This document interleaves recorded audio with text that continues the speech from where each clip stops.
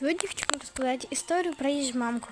Однажды летом мы с моей подругой год назад пошли в магазин. И мы пошли на площадку после магазина, у нас были сухарики и чипсы.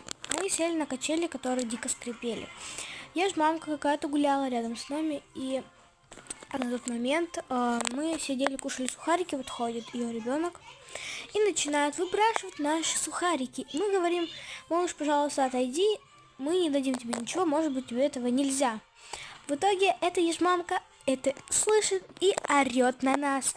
Говорит: да вы бессовестные, поделитесь с маленьким ребенком. Как вы так можете? Что вы такое делаете? Я сейчас вашим родителям все расскажу.